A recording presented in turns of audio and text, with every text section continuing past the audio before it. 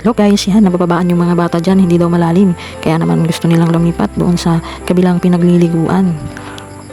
Kaya umalis na ang mga bata dyan, yan, at naglakad pa kami papunta doon sa kabila.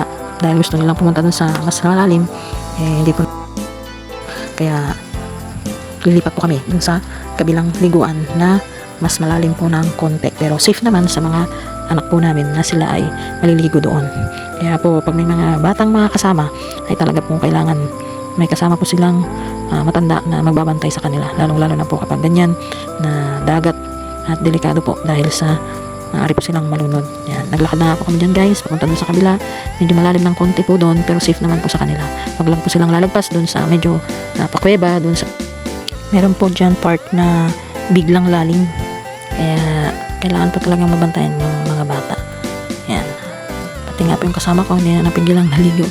Yan, ako po ang magdala ng mga gamit namin at yan, enjoy na enjoy po sila sa kanilang pagliligo. Thank you for watching guys, bye.